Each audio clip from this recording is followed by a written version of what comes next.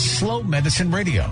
Our host is Integrative Medicine Dr. Michael Finkelstein. Michael offers medical advice from a holistic paradigm, including both medical and metaphysical philosophies from the full spectrum of human experience. Slow Medicine Radio offers fresh ideas on how to attain a state of wellness that seems distant given the limitations of today's medical paradigm. It introduces you to thought leaders who connect the dots between theory and practice, examining health from a broad perspective with regards to medical diagnoses, conventional and alternative therapies, healthcare policy, and related topics that warrant further thought and discussion. Slow Medicine Radio does not prescribe to take this or do that. Instead, it offers an open-minded, intelligent, and practical approach to living, resulting in greater health individually and collectively. Here is Dr. Michael Finkelstein, the founder of Sunraven, the home of slow medicine in Bedford, New York. Welcome to Slow Medicine Radio. I'm your host, Dr. Michael Finkelstein, and you're listening to a show that wants to bring you to another place of understanding about how you can take care of yourself, not just something that, as the introduction suggests, somebody tell you to take this or take that, and then go on your merry way and good luck, but to help you really understand what it means to be healthy and then how you can do that. We're here on WVOX, 1460 on your AM dial every Monday at 5 o'clock, and you can listen in or invite your friends to listen in on WVOX.com worldwide. And I promised, or actually I suggested that last week we would actually have a guest today. His name would be Dr. Mehmet Oz, somebody that most of you are probably familiar with, at least his name, Dr. Oz. He was a classmate of mine in medical school, but unfortunately, he, as you may also know, has his own TV show, The Dr. Oz Show, and is not available today, but hopefully will be available next week. So if you're tuning in for that, I am going to keep working to get him here on the show. I'd like to really talk to him about what has evolved over the time that we started medical school in 1982. He and I were classmates the University of Pennsylvania, and certainly there's a lot that has gone on in the medical world and with medical opinion and health care that I think is valuable to speak about. But so today, when it's just you and me, I want to invite you to call in 914-636-0110 and ask away. You can ask us a question perhaps that you want me to speak to Dr. Oz about next week, or one of your own choosing on any subject about your health, somebody else's health, healthcare in general. I think this is a time when we really need to step back and stop listening necessarily to talking heads, people who try to simplify everything and just spit out, basic concepts, and try to really address the whole, because only in knowing the whole can we deal with something as complex as human health. But I did want to make today's show a little bit more practical for you, because very often when I see people who do enjoy the conversation that takes on many facets, our mind, our body, our relationships, our natural world, opinion, there is something that I think most people want to begin with, which is how, what to eat, food. And maybe with that, what kind of supplements do I need, since I know that I'm not necessarily getting everything I'd like from the food that I'm consuming or is available to me. And so that question dominates many of the conversations I have, or at least is part of every conversation I have, because in fact, we have to eat. We are obligated to eat. And there's so much information out there about what to choose. It can drive us nuts, because we're, told one thing by one group of people, something else by somebody, who has a different perspective. And, maybe both pieces of advice are reasonable, but when it comes to your particular predicament, then, that gets to be very difficult to get somebody's generalized advice. So I want to see if I can help you break it down in such a way that it's very practical for you. So we'll call this show Diets and Supplements. And for that, I invite you to call 914-636-0110 if you have a specific question as I start laying it out for you. So let's start with supplements first, just briefly, because I'm going to get back right away to diet, because supplements are indeed supplemental. One cannot survive entirely on supplements. And so while supplements are very popular, and if you walk into a general grocery store, let alone a health food store, you're going to see hundreds of choices of supplements that you can possibly take. In fact, at one time or another, most people choose supplements at least to add to whatever else they're doing for an ailment. or even for prevention. But I want to start with the conversation that supplements are really after something else. That's why the word supplement is chosen. That means they're supplemental to something else, and the something else in general is how you feed yourself, literally what you put into your body as far as food. And if you do a good job with feeding yourself, then you need less supplements. That would be a general rule. So let's start off then by what is the core practice, which is how we feed ourselves. And I want to just digress for a moment, which is to let you know that my feeling on the subject of nourishment and nutrition is that there really are three aspects to nourishment. And we're going to just talk about one of them, which is how we feed our bodies. But there's also how we feed our mind and how we feed our soul. It is true that people eat emotionally, right? It is true that when people feel detached, disconnected, hopeless, they may also eat, meaning if they're spiritually deprived, they may have this hunger. And if you can't get it from a source like being great, happy in nature or happy in love, then you might find it in another way. So there are three forms of hunger and therefore three forms of nourishment. But for the sake of this conversation today, I want to, after that context, I want to just begin to share with you the subject of food. And so let's talk about that. And then I'll pick up a call that I know just came in and we'll get into a specific question. But briefly, let's talk about food. In general, my recommendation for food, I'm going to cut right to the chase, is that you eat as many whole foods as possible. Whole foods are foods that don't actually even have a label that tells you what the ingredient is, because it's obvious. A banana is a whole food. A strawberry is a whole food. A piece of chicken is a whole food. And so as opposed to something in a can where you're going to see lists of ingredients, often ingredients that you can't pronounce because those might be the preservatives or the colors or the dyes or the chemicals.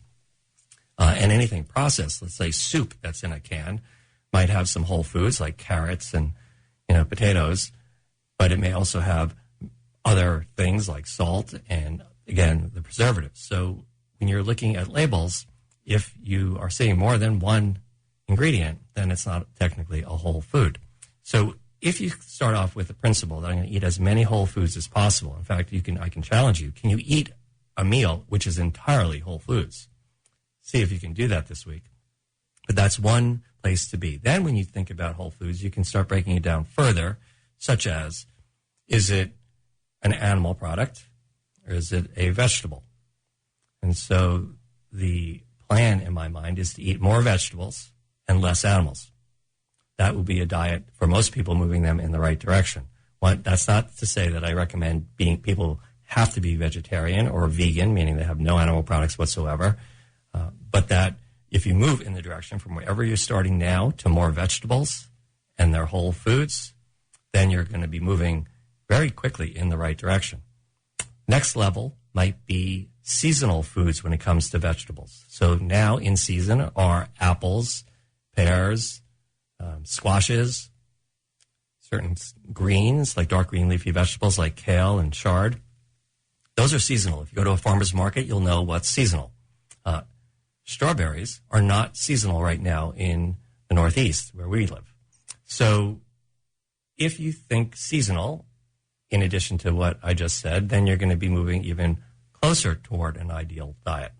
And then maybe the next layer is, can the food be really clean? Can it be free of pesticides? In essence, can it be organic or growing in a biodynamic or sustainable farming method? And can you even purchase it from a local farmer? Going to a farmer's market. This is the strategy I would have for everyone. And that's separate from exactly what's on your plate. It's just the general principles. If you start there, you're probably going to improve your diet vastly and may feel really good. Again, less processed foods, meaning more whole foods, more vegetables, less animal products, local and seasonal, and then maybe organic. So we have a call. I'm happy to take a question.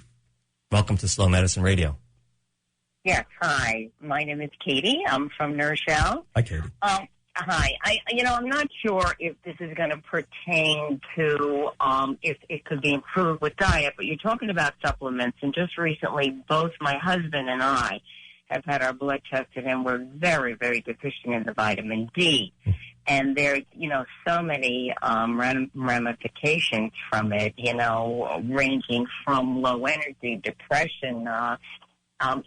Besides just taking what kind of supplements do you recommend to improve the vitamin D? They have anywhere from 500 to 2,000, 4,000. What would you recommend to improve vitamin D? Well, Katie, first let me compliment you on reading my mind, because that was something I wanted to address today. And since it is so essential, in the 1970s or so, physicians started to talk about skin cancer and how the sun was, mortal enemy number one. And a lot of people took that recommendation to heart and started to cover up. The whole industry was born, namely the suntan industry. And we started to leave natural exposure to the sun, which was the best way for our body to produce vitamin D.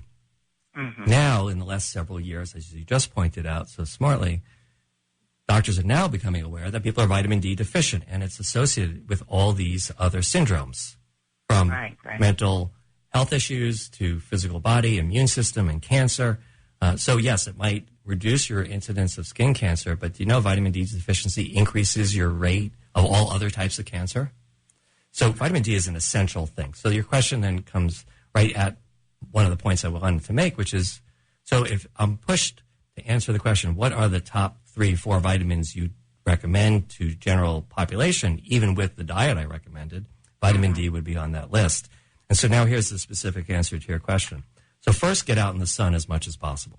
I mean, let me put that back. Not to the extent that you're going to burn, but to recognize that in midsummer, about an hour's worth of sun on most of your skin is a good idea. Midsummer. Mm-hmm.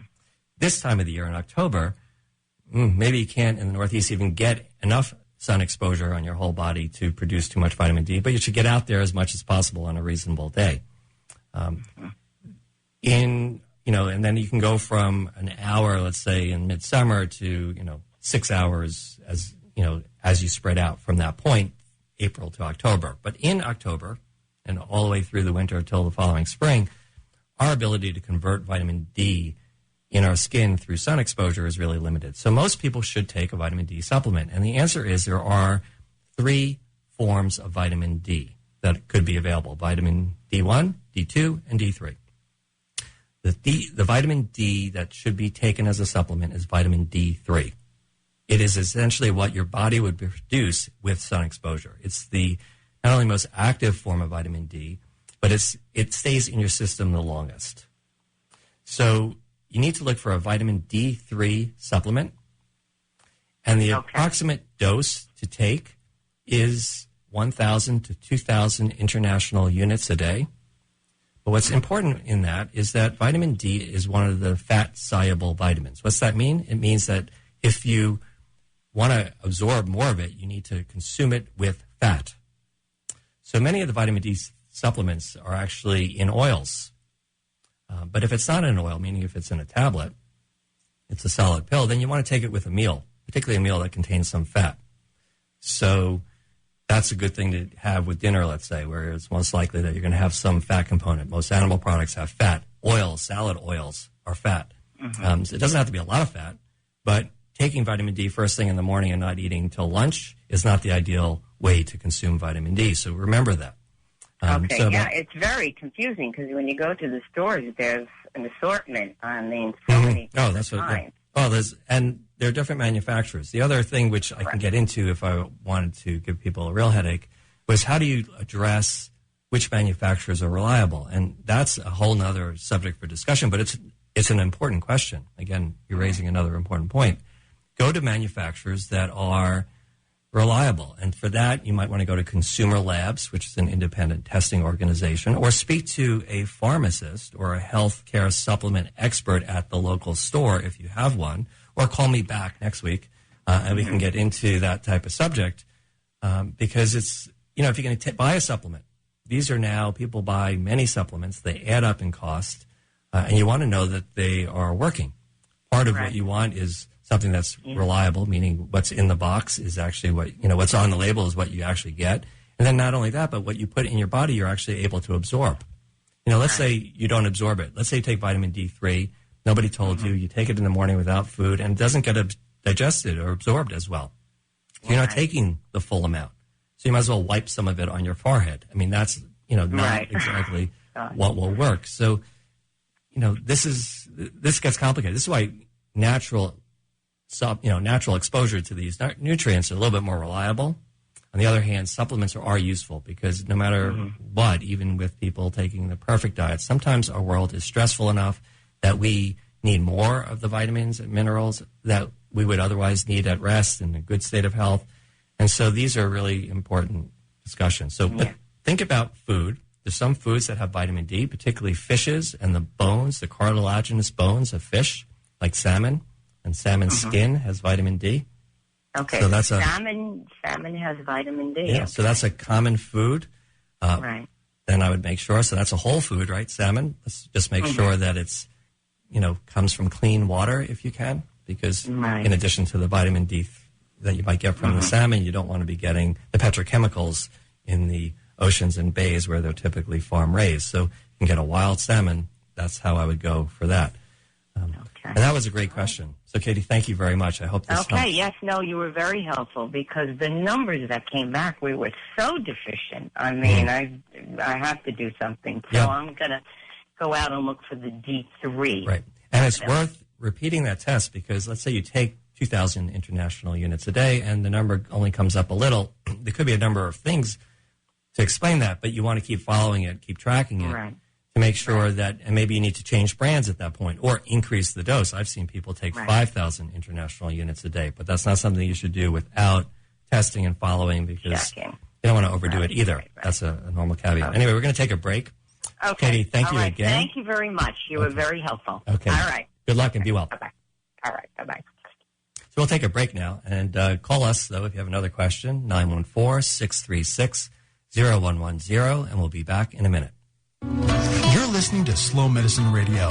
You can find out more about the show and the work of Dr. Michael Finkelstein by visiting his website, slowmedicinedoctor.com.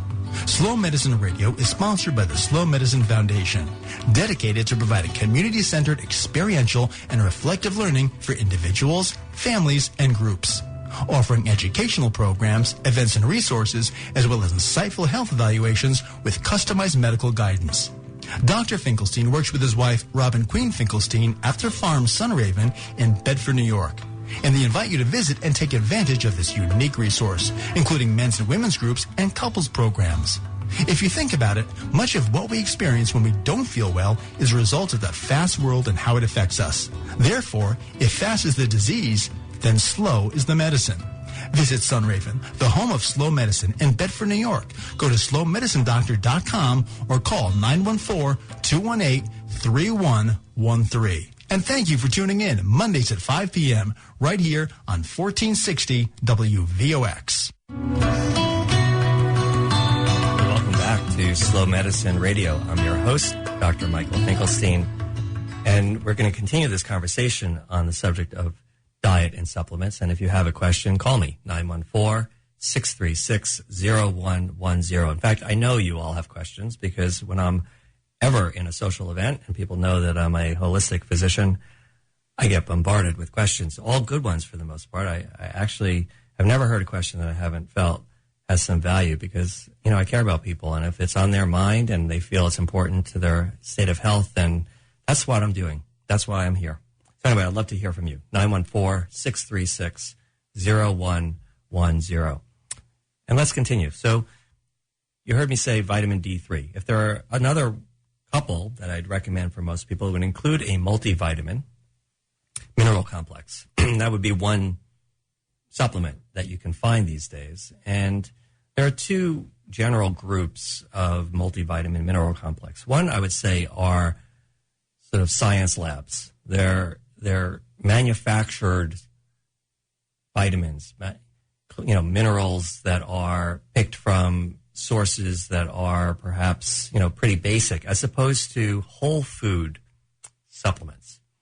Whole food supplements would be like ground down berries, ground down vegetables that are going to deliver the same vitamins. But the benefit of those compared to the basic supplement that has, vitamin E, but it could be one out of the 8 common varieties of vitamin E, is that the natural food has many more phytonutrients in them, some of which don't have names, because, as you know, plants have tons, thousands of different compounds. So if you grind down a carrot, you're getting far more than beta-carotene. And that's why it's superior, in my opinion. So you find a good whole food multivitamin mineral complex. And I think that that's reasonable. Now, the one-a-days, just as an aside, are generally not going to give you enough. That doesn't mean they're useless. It just means if you're really serious about this and you want to really take a supplement that's going to fulfill your need as opposed to just move the needle a little, then you need to take something that will deliver vitamins a couple of times during the day, because you can't really store some of the water-soluble vitamins. You heard me answer Katie's question and say that vitamin D was a fat-soluble vitamin. Well, vitamin B, the whole group of vitamin Bs, there are many, folic acid, pantothenic acid, thiamine, riboflavin, are all vitamin Bs, like boy. They're water-soluble. You can only store a certain amount. They don't get stored in our fat. And if we take an excessive amount in the moment, we're going to pee it out. Same thing for vitamin C. So if you're serious about keeping your body chemistry well filled in those particular vitamins, then you want to take a supplement that breaks down the dose over time. So maybe twice a day. It doesn't have to be 5-6 times a day. That would get a little on the neurotic side, but at least twice a day. And probably it's going to be several tablets twice a day would be the ideal multivitamin mineral complex whole food vitamin if you find one. I don't want to get into specific brands, although I am looking for a sponsor for this show. And if somebody runs a large chain of whole nutrient produce and products and wants to talk to me, I might talk to you about what it is that I can help you with. So I want to avoid that. But I'm always interested in being fair, reasonable, and have integrity in this. There are many manufacturers that you can find. The other vitamin I would add is magnesium. It's actually not a vitamin, it's a mineral. Most people are mineral deficient in magnesium in particular. And a lot of people talk about calcium. Magnesium is similar in a sense that it falls into the category of a salt. So magnesium oxide, for instance, is a common salt. It's not table salt, but it's a salt technically. And unfortunately, the soils are depleted in magnesium, and therefore a lot of the vegetables, even if we eat a large proportion of our nutrients in the form of vegetables, we may be magnesium deficient. Magnesium is essential to intracellular metabolism, meaning the work that your cells do inside to produce enzymes, proteins, and just maintain the natural and important chemistry of how your body functions as a whole. So if you're magnesium deficient, a lot of things don't work properly. So I would take magnesium in the form of a chelated variety, meaning it's connected, magnesium molecule is connected to an amino acid, like the amino acid glycinate, Glycinate. So the 3 vitamins I would suggest are vitamin D3, multivitamin mineral complex, and some extra magnesium. And if you push me for a 4th, I would say most people who are not vegetarian, who are probably eating certain fats that are inflammatory in excess, they might want to balance that with a healthy fat, particularly the omega-3 fatty acids that you can find in fish oils, hemp oil. There's a number of different products out there where omega-3 fatty acid supplements in the form of oils are available, and that would be the 4th thing I would take. And for people who have inflammatory conditions, I would strongly consider that, because sometimes part of the inflammatory condition is aggravated by the imbalance of fats in our diet. Last thing I want to say on this whole subject, getting back to where I began with food, is how important it is to pull these things together. It's not one or the other. Supplements by themselves, as I said, are not going to necessarily cut it. So you want to anchor yourself in solid health practices, particularly what kind of food you put in your body. And I want to remind you then that the nourishment that our body requires and receives is one aspect of our health. Our relationships, as an example, are another aspect of our health. How we relate to each other, how we relate to the natural world, to the rhythms and cycles of nature, how we relate to the divine, our lives' purpose, our passion, how we work, if we're doing something meaningful or not. These are all things that contribute that actually, if they're not in ideal balance, Just think about your relationships with other people. You're stressed, you're aggravated, you're not sleeping as well, and obviously your body, if that's your focus, is not going to be as healthy. So it's important to pull these things together from the specific recommendations to the larger context about living your whole life. And so the final word that I'll say is, on the subject of diet, it's very important what's on your plate, as we talked about. More whole foods, more vegetables, local food, seasonal food, organic food. The more, the better of all of those. It doesn't have to be perfect yet. Just move from where you are there. But remember, what's on your mind is as important as what's on your plate. If you're going to put those things in your body, and let's say they're better, then you want to be in a rested, relaxed, slow, parasympathetic state so that you can absorb those nutrients maximally. Just like I said to Katie, if you take vitamin D, it's the right vitamin D, but you're not digesting it, you're not assimilating it, then what good is taking it? Same thing with food. If it's the perfect food, but you're aggravated while you're eating it, it's not getting into your body as well, that's a problem. So anyway, take this all in. Next week we'll speak with Dr. Oz, I hope, more on the subject of slow medicine, hope and healing for everyone. I wish you well in the week to come, and I'll speak to you then. Take care.